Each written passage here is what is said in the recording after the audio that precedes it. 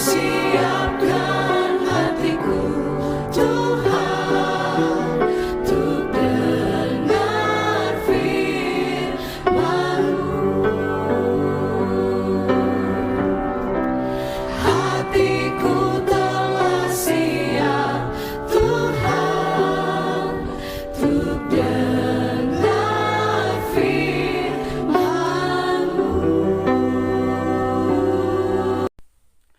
Selamat pagi anak Bapak semua, salam sehat, salam semangat, salam kasih Kristus bagi kita semua. Kembali berjumpa dengan Bapak dalam pembelajaran pendidikan agama Kristen dan budi pekerti. Sebelum kita mulai, kita berdoa. Ajari kami ya Tuhan anak-anak-Mu untuk memahami dan mengerti akan firman Tuhan yang akan disampaikan Bapak Guru kepada kami. Dalam nama Yesus Kristus kami berdoa. Amin. Anak Bapak semua, pada pagi hari ini Bapak akan memberikan materi pembelajaran kita. Bapak berharap anak-anak Bapak semua menontonnya dari awal sampai akhir video pembelajaran kita yang akan Bapak berikan. Tetap semangat belajar firman Tuhan. Suatu hari Yesus menceritakan kisah ini pada sekelompok orang yang menganggap dirinya baik dan memandang rendah orang lain. Ada dua orang datang ke bait Allah untuk berdoa. Yang satu adalah seorang Farisi dan yang lainnya adalah seorang pemungut pajak. Pemungut pajak sangat dibenci banyak orang.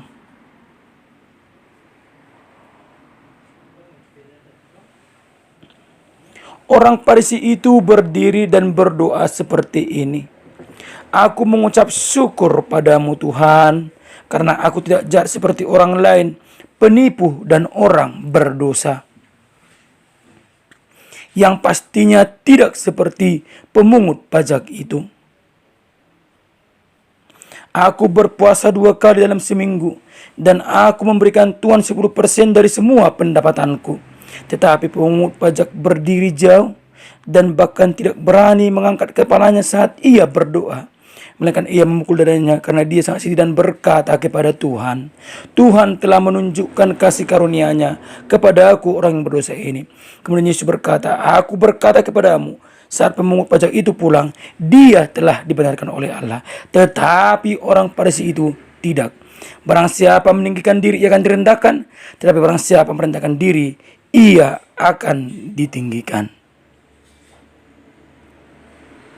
Anak Bapak semua, dari cerita di atas, kita pertama mempelajari siapakah orang Farisi dan siapakah pemungut cukai. Orang Farisi adalah seorang ahli agama dalam masyarakat Yahudi. Dalam kehidupan mereka sehari-hari, mereka sering bersyukur kepada Allah. Yang kedua, mereka tidak mencuri. Yang ketiga, mereka tidak menindas orang lemah. Yang keempat, tidak mempunyai pikiran yang kotor. Yang kelima, bukan pemungut cukai. Yang keenam, berpuasa 2 kali seminggu. Selanjutnya mereka juga sering memberikan perpuluhan kepada bait Allah. Dan yang terakhir, orang Farisi selalu rajin memberikan persembahan di dalam bait Allah. Inilah sikap-sikap yang sering dilakukan oleh orang Farisi di dalam kehidupannya sehari-hari. Dari sikap ini kita lihat orang Farisi adalah orang-orang yang taat kepada perintah Allah dan taat kepada hukum-hukum Allah. Sedangkan pemungut cukai itu siapakah pemungut cukai ini? Yang pertama, pemungut cukai itu dianggap sebagai pengkhianat bangsa. Karena biasanya para pemungut cukai adalah orang-orang yang dipilih oleh bangsa Romawi untuk mengambil cukai dari orang-orang Yahudi. Mereka juga dituduh sebagai seorang pencuri karena mereka kadang-kadang mengadakan perampasan secara paksa dari orang-orang Yahudi yang mereka layani.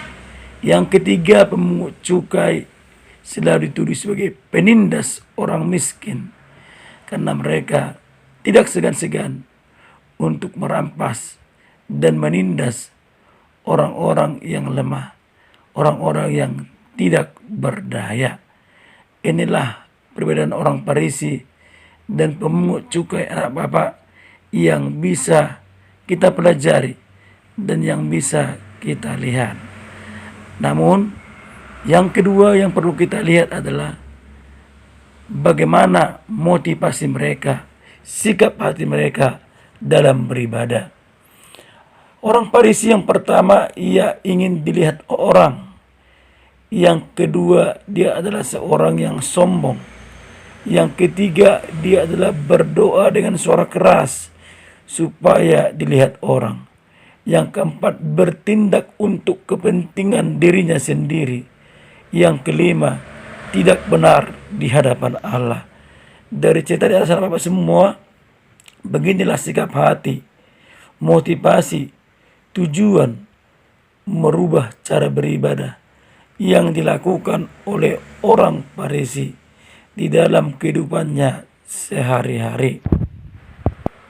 Sedangkan sikap hati, motivasi, tujuan yang dibenarkan dan diinginkan Allah dari pemungut cukai sehingga ia dibenarkan oleh Tuhan Allah di dalam doanya adalah yang pertama, pemungut cukai tidak menengadah ke langit dengan tinggi hati. Yang kedua, dia tidak sombong. Yang ketiga, rendah hati. Yang keempat, dia mau mengakui dosanya di hadapan Tuhan dan tidak selalu membenar-benarkan dirinya di hadapan Tuhan.